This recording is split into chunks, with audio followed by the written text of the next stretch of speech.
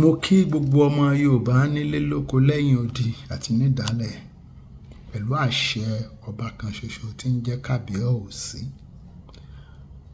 Mo fẹ́ sọ̀rọ̀ nípa ọba àti àìsìn. Ọba ilẹ̀ Yorùbá, ọba ìlú ńkálukú ló ní ẹ̀tọ́ láti gbé àṣà ìlú ẹ̀ ga. Àwọn àṣà yẹn ní bá ṣe ń wọṣọ, ìlù tá ń lù, oúnjẹ tá ń jẹ. Ẹni tí ó sì ní ipò yẹn, ipò ọba, òun ni ìdílé ọba. Àwọn ni a máa jọba. Láyé àtijọ́, ìjà la máa ń jà, torí ayé àtijọ́ kún fún jà. Léléyìí struggle náà ni, ṣùgbọ́n wọ́n ti wá fi constitution sí. Ìyẹn ni pé governor ni ó yàn. Governor kò ní dẹ̀ ṣe, kò ní láti béèrè ẹ̀sìn tó ń sìn bóyá ó níṣe. Ìṣẹ̀ṣe ẹ̀sìn ni, kò í ṣe àṣà, kò í ṣe dandan, kò í ṣe gbogbo Yorùbá ni ìṣẹ̀ṣe cover.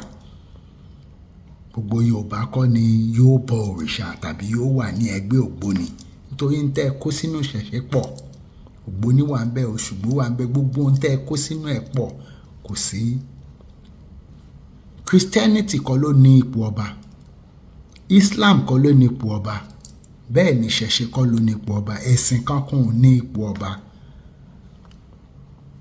Ní tó bá wúyàn, èèyàn lè má ṣe kankan gan kó di realist.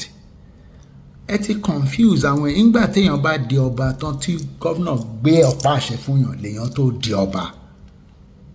Tó bá gọ́vnà bá ti gbá ọ̀pá àṣẹ fún ẹ, tó bá wù ẹ́ láfta ìgbà tán gbọ́ ọ̀pá àṣẹ fún ẹ kó lọ London, bó bá wù ẹ́ kó lọ sí India, kò sí ní tó kan ẹ́ ní kankan.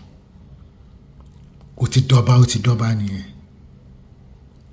Nǹkan tán kò gbọ́dọ̀ mọ̀ ní àṣà, àwọn bó ṣe máa wọṣọ, èèyàn ṣe ń rìn, wọ́n lè pọ́n ẹni ẹ̀ bọ̀. Tó bá ti di pé wọ́n introduce ẹgbẹ́ ògbóni, ẹgbẹ́ pé ó gbọ́dọ̀ join ẹgbẹ́ kan, ọmọ ẹgbẹ́ àsàlátù, ẹgbẹ́ àwọn oní Christian, ìwé tó bá personal nìyẹn.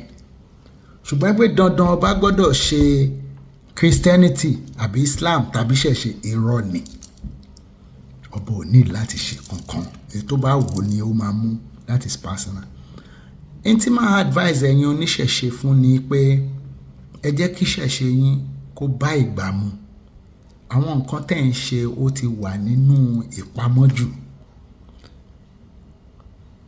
Pàápàá ẹ wo village headmaster ọba Fúnṣọ́ Adéolú, wọ́n ń pè ní chief lẹ́yìn mi nínú village headmaster.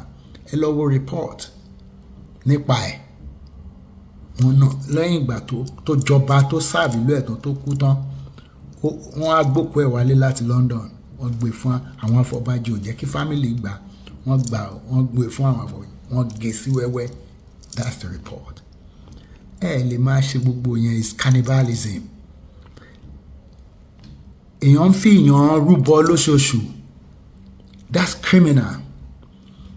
Egúngún kó bẹ̀rẹ̀ sí ní kó máa jó entertainment. Ẹ má nàyàn mọ́, ẹ má ṣàyàn ládàá mọ́, ẹ má dá lọ́wọ́. Eégún kó má dá lọ́wọ́ mọ́, kó má mú ọ̀rẹ́ lọ́wọ́ mọ́. Ó ń promote violence. Ọba tó bá swear to the constitution tí gọ́vnà yàn kò gbọ́dọ̀ máa promote violence. Èmi ò dẹ̀ ní wà nínú yẹn.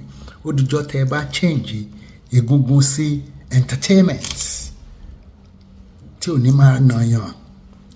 Òun yẹn là ń sọ. Ẹ modify nǹkan tá à ń sọ fún yín. Àṣà Yorùbá ní kẹ́ ẹ máa gbéga. Mẹ́tẹ́ ẹ bá fẹ́ gbé ẹ̀sìn ga, ẹ bọ́ sí bóyá church ni o, mosque ni o, tàbí ibi tẹ́ ẹ ti ń bọ nǹkan, ìyẹn ẹ lè fi ọba máa gbé ẹ̀sìn yín ga. Kò possible. Ẹ̀yin kọ́ lẹ ní àwọn ọmọ ọba ló máa ń jẹ ọba. It belongs to the royal family. Tó bá jẹ́ ìṣẹ̀ṣe ló ń jẹ ọba ni, babaláwo òun ni priest yín bẹ̀, òun lẹ máa fi jọba. Oníṣègùn, àwọn onífá òun lẹ máa fi jọba. But kò possible. ní ilẹ̀ Yorùbá á dára fún yín o àwọn nǹkan míì tún wà tá a tún máa sọ ire o.